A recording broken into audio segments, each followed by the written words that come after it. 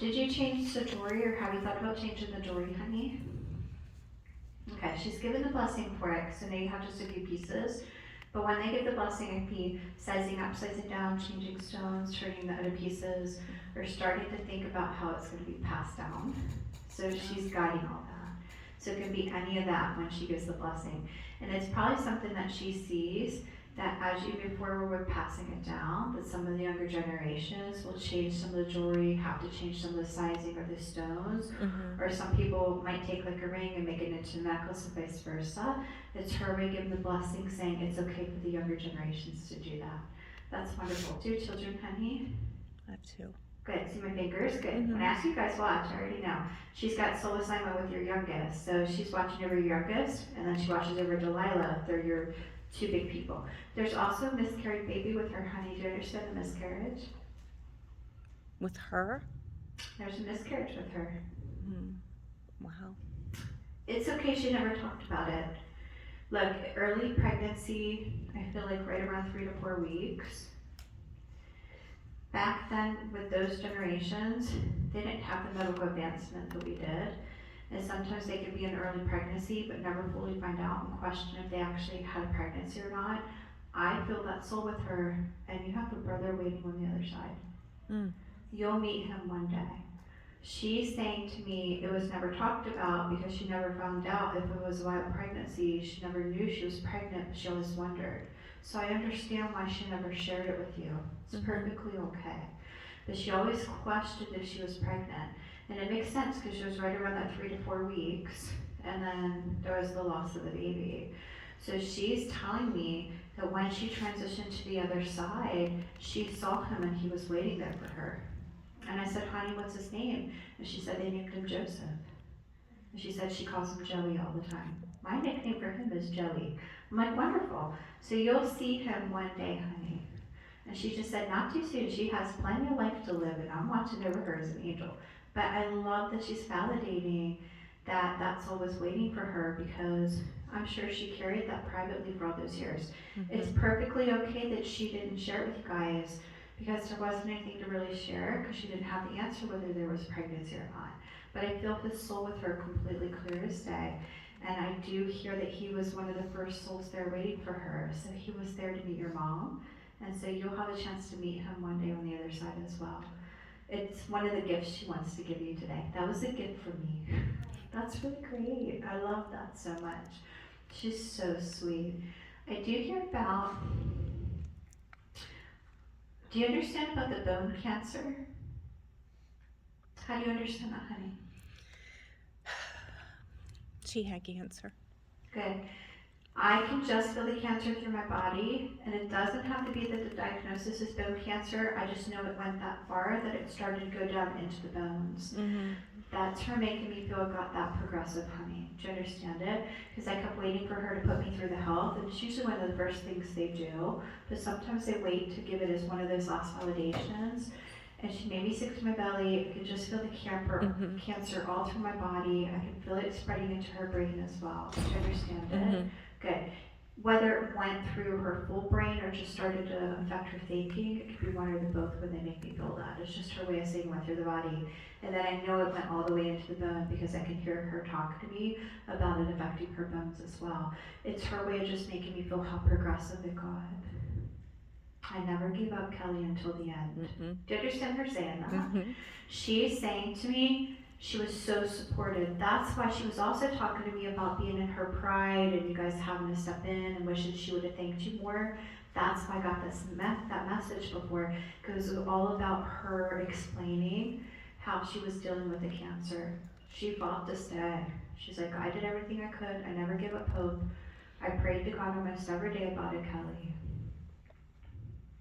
But she's saying to me it was getting hard to handle the pain. Yeah, she's like, it was getting too hard for me. So that's why I heard she's starting to give up just before the end, because it just means her soul had moved into acceptance, that she knew she only had a little bit of time with you guys. And she's telling me on a soul level, she just completely started to surrender to God because she could feel that it was time. She's saying she heard it was okay to go. They told me it was okay to go, and I heard it many times before I left. She wasn't just hearing that from you guys, she was hearing it from the other side, because her faith was so strong. So she knew. But I just had to feel how advanced the cancer got. Sometimes they'll tell me what stages they're in, like the actual diagnosis of cancer. Sometimes I'll just feel how progressive it got. And I just know it was through her body so much that it got into the bone. So she wants to make sure that I'm able to validate that. It happened So very that's- quick. What'd you say? It happened very quick. Yeah, it was quick. That's also why she's saying to me she never gave up hope, but then she had to move into the acceptance. Good. She didn't expect the diagnosis either, because she said, Kelly, I didn't expect it. And I said, I hear you, honey. And she was already in later stages by the time she found out. She said, Kelly, I was already in later stages. And she's saying to me, she wasn't feeling like herself, but not enough to be concerned. So she didn't even realize really what was going on, and that the cancer was that far along in her system before the diagnosis even happened. Do you understand all that? Yes. She's like, if I would have known, I would have went. And I said, I hear you, honey. So if anybody has those questions, she just wants to make sure that I'm able to honor that as well. So that's okay. I know you'll figure out the June to September, hopefully figure out the blanket, because remember, that could even be something she gifted a friend or family member and they still kept it in her honor. Because I do hear a few of her friends are here. And somebody just turned her, was about to turn 90. Because remember, friends can be younger and older. So I'll leave that for you. I always try to remind people with those friends, they can be sometimes 10 to 20 years older or younger. Okay? So I'll be 47 in January. All my friends fall between like 55 and 70. They're all older. Every single one of them. I'm the only one in my 40s. But everybody's like 10 years or so older than me. Well, 8, give or take. But I understand it. She's given a happy 90th. I'll leave that for you because someone just turned her about to turn 90. And then hopefully you guys figure out the blanket. And I do know that somebody still has like candlesticks in honor of her as well. But again, it could have been a gift along the way for somebody too. But as long as you understand all the personal stuff for you, that's what matters. And I love she made me feel the cancer. I'm also really happy she talked about always watching over the children and how that soul assignment with your youngest, and that's okay.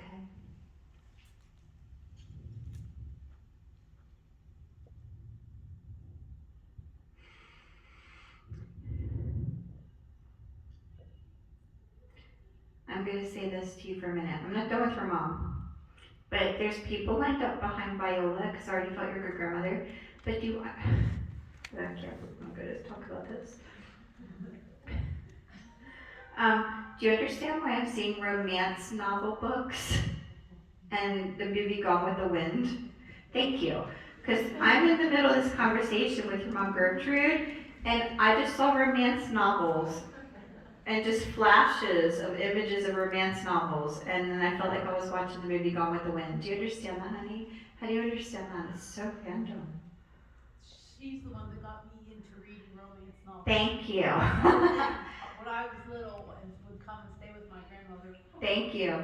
Good, because Viola and her mom are here. Do you understand it? Good. Perfect. So you have several grandmothers here. Do you understand? Good. So you have a great grandmother who already gave her name. Viola's here. Viola's mom's here. So they're all lined up. So you have 2 grandmothers, 2 great grandmothers, and a great great grandmother. So as long as you understand that, I'm like, who's passing me romance novels and Gone with the Wind? I've never gotten anything like that ever. Do you understand it? Now let me get this last minute or 2 with her mom. They just held her energy so it doesn't interrupt her message. But I had to repeat it when I was getting it, and then they made me stare you down and said it's coming from your one grandmother. Do you understand it? Do you still read the romance novels? Your husband standing behind you, he just rolled his eyes a little bit. He goes, I always chuckled about that, Kelly, and that's a new validation for me to give you too, because I always gave her a hard time about those things. They were all over the house. I'm like, okay, Michael, we'll get to him. Okay. Let me get this last minute or 2 with Gertrude. But did you understand all the personal stuff, honey? I love she talked about all that. I like that she put me through the cancer, even though it's hard. I know it's hard for you guys to watch her go through that. But I always want them to talk to me about the health or the passing, and she just wanted to make me feel it, which is wonderful. I also hear cancer runs in the family. I'm 2 years clean. She's proud of you. That's why she said it. Sometimes they'll tell me that you battled as well. Sometimes will make me feel if you're in remission or not. She's like, Kelly, it runs in the family and I'm proud of her. So I was already hearing her say I'm proud of her, but I wanted to stop and respect you. Do you understand it? I know that they really watch over you and they give as much healing as they can. And I know she's guiding your path as far as where you are in remission. And it's okay, because there's 100 other things she could have talked about. But now she's pulling focus to you and your journey and your life and how she's supporting you, which is wonderful. I do hear about still carrying the picture around. So somebody does that, so please ask, because remember that could be other family members or children. I just hear, Kelly, my picture's still carried around. And that doesn't always have to be in someone's wallet, but it can be.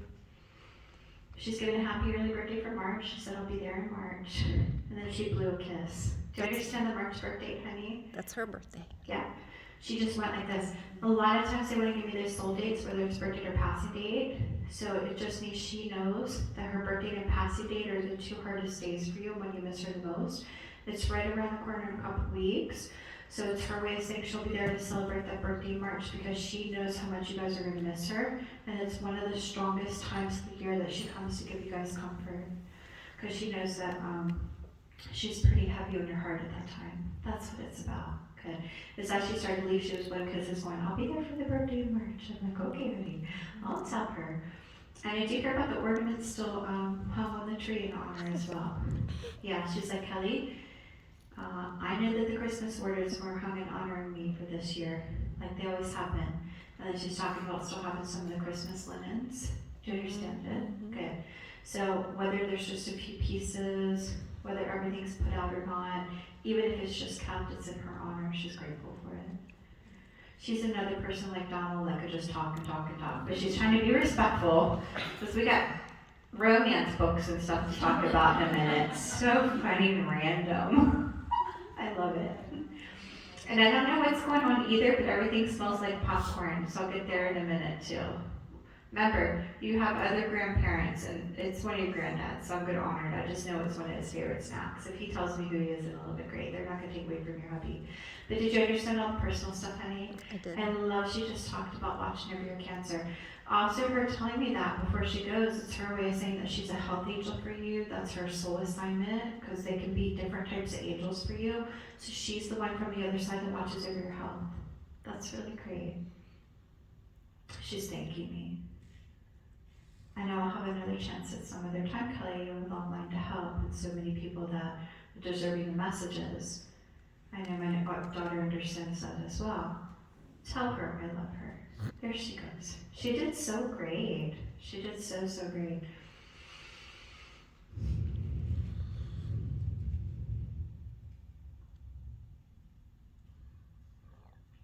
Trying to figure out this perfume smell. If I can't figure it out, I'll have to get them to tell me. I'm gonna come back to that in a minute. I'll figure it out. Okay, Michael and Viola. Yeah, we're starting with them next. Now I'm gonna get some other names. People slowly start to come in and out as